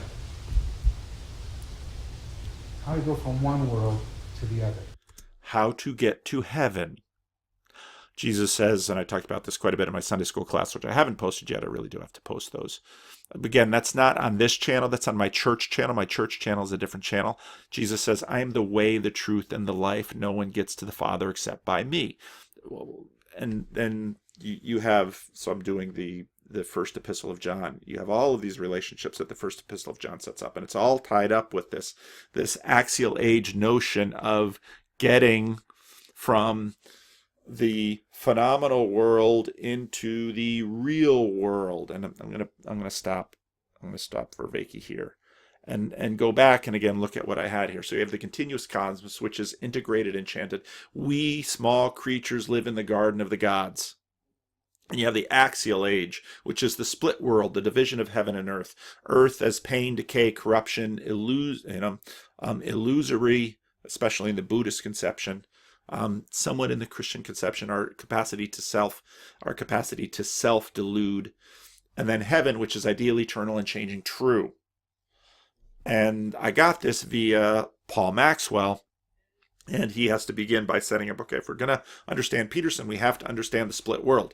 And so he starts with Hegel, and he reads a little bit of Hegel, and then he goes back to Kant, and he says, don't forget, Kant has the world of phenomena, and then the noumena, the real, the true, the ideal. So you have this German idealism that's at work there, and you have these two worlds, and now that isn't new to Kant or Hegel, and the split world isn't new. The split world has been around since the axial age. But as I said, we never really got rid of the continuous cosmos too. We have the continuous cosmos, then we have the axial age, and we actually have the capacity within our cultural frameworks and within our minds to manage these two conceptions. So when we watch the Avengers, we can inhabit the continuous cosmos and enjoy inhabiting the continuous cosmos for the effect of enjoying the movie and the story. But then we switch to the axial, and then suddenly we've got the split world, and what happened ever since I think prior to the Reformation, but ever since the Reformation, these two worlds began to pull increasingly apart, and then you get into the 19th century where you have, well, now we have this Darwinian world, which is the phenomenological world, and then we begin having that begins growing further and further away from the world. And then with atheism, secularism is a prioritizing of the world down here. Atheism then becomes a denial of the world up here. Okay? And so when we get to the point that we're at right now with Jordan Peterson and Sam Harris, and should Jordan Peterson talk to Christians, blah, blah, blah, blah, blah. Well, that's the dynamic that we're dealing with, because Sam Harris wants to say, well, all that stuff up there, that's not real. All we have is this. And so we're going to use rationality, and we're going to remake utopia down here. And we're going to get rid of the noumenal. We're going to get rid of the heavens. And all we have is down here. And we have to make our best world now. That's where we have this utopianism. And as we say, when you bring down heaven, you bring up hell, and you bring it all into this world. And so now you can begin to see how this works, and where Paul Maxwell is going. He's going to go through some history of philosophy, and then theology, philosophy, and then some psychology, and try and bring that all together. And that's in a sense where we've been at with Jordan Peterson. So I very much wanted to do this video, and I know it's a little crazy because now this is another 2 hours, and how many people will watch this video, because even people who watch many of my videos never get to watch all of my videos. But I very much wanted to run through this Vervaeke, this axial age, understanding where the split world comes from, understanding how that functions within Christianity, understanding how you can see Christianity in some cases, in some ways located within this axial frame, but also the continuous cosmos before it doesn't really disappear. We, in fact, we add axial systems, but we maintain both. We just tend to switch between them. And now you can begin to understand a little bit of the story of Christianity, because what happens in the story of Christianity is that the split world, then again becomes reunited. And at the end of Book of the Revelation, you have the new heavens and the new earth, and they all come together. Okay, that's what happens in Christianity. And that's why, in a sense, if you listen to, you should bring into N.T. Wright into this, his Gifford lectures. He talks about Boltzmann and gets into some of that.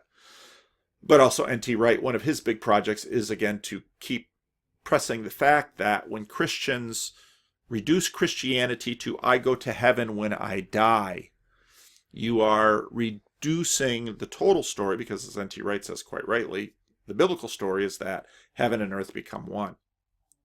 And then you have the question of hell. Well, what is hell? Hell is what happens to those agents that God respects enough to permit their decision to not participate in this. Well, where do they go? Well, they go to this other place, which has a whole nother set of symbolisms around it because of how it fits into the narrative. Well, that's enough for now. That's a nice 2 hours to give you something to chew on, and I hope to return. See, now that we've done the laying out of what Kant is trying to address, then when I get back into Paul Maxwell, we can talk about Kant, we can talk about Hegel, we can talk about Feuerbach, we can talk about Rudolf Bultmann, and we can talk about Paul Tillich, because you're not going to understand Rudolf Bultmann and Paul Tillich without understanding Kant and Hegel and Feuerbach and this whole history of German philosophy / theology, and how that is all dealing with the split world problem. And that's why I wanted to go through Vervaeke before we actually get more into Paul Maxwell's, I think, really helpful treatment of Peterson via this history. Now, again, as Maxwell said, we don't have a lot of indication that Peterson knows a lot about, especially Rudolf Bultmann or Paul Tillich. But Peterson is a product of this long philosophical project that has had theology in many ways just following in its wake and trying to most of these liberal theologians like Bultmann and Tillich and Schleiermacher and others, they keep trying to save Christianity from what the changes are happening in philosophy. They say, well, now we can't believe these things because of philosophy anymore, so therefore we're going to remake Christianity into moralism, or we're going to remake Christianity into this sense of dependence, so that we can decouple Christianity from the phenomenological world and have it up there in the noumenal, but the distance between the noumenal and the phenomenological are only bridged by a feeling of ultimate dependence or my moral action in the phenomenological world. And that then becomes the story of liberal theology. And again, when I use liberal theology, when I use the word liberal there, I'm using it slightly different than when we use that word in a political way, because liberal as opposed to fundamental. Okay, modernist as opposed to fundamentalist. And again, as I've said before, my tradition, Roman Catholics, many of our older traditions are pre-modernist fundamentalist fight, and so actually those divisions are implicit within the older roots, but yeah, we'll get into that in the next video. So as you can see, this took 2 hours, so that's Paul Maxwell in his video, and I think it's really worth watching if you can understand some Kant and Hegel and Feuerbach, and then if you have any awareness of Bultmann or Paul Tillich, and I think most of the people listening to my channel probably don't have much awareness of Bultmann or Paul Tillich, and I'm not going to recommend that you go out and read them necessarily. I think it's more important to understand how they function in the history and therefore see why Peterson both takes the shape that he does, but then also why he's important. All right. So thanks for watching, and until next time. Oh, I did want to say a couple of other things. Just some housekeeping things. Just reminders that, especially for these long videos, I do have audio-only versions of them, and you can get the audio-only versions of them from the links down below in the notes. So you can get it on your iPhone via iTunes. So I have an audio-only version of this on iTunes. I have an audio-only version of this on Podbean. I am continuing to work through the Patreon stuff, as some of you might notice below in the notes that I now have links to cryptocurrency. I suspect that cryptocurrency is probably going to be an important alternative to MasterCard, PayPal, Stripe, Patreon. That's where a lot of that conversation is going. And I haven't made any big changes. I'm no longer listing my Patreon in my comments. Many people are still using Patreon, so I'm leaving it there for now, but I'm following the developments of all of this. So now I am playing around with cryptocurrency. In fact, my whole channel has been just a playing around with learning these ideas, learning how to articulate these ideas, sharing these ideas. And again, I keep doing it because I get many letters from you that things are being that this is being helpful. Next week, I start, in a sense, getting back into doing a lot more conversations with many of you who've been asking for conversations. And I've got some conversations with some other individuals like Ron Dart. I'll be doing a conversation with him, and so on and so forth. So that's what's coming down the pike.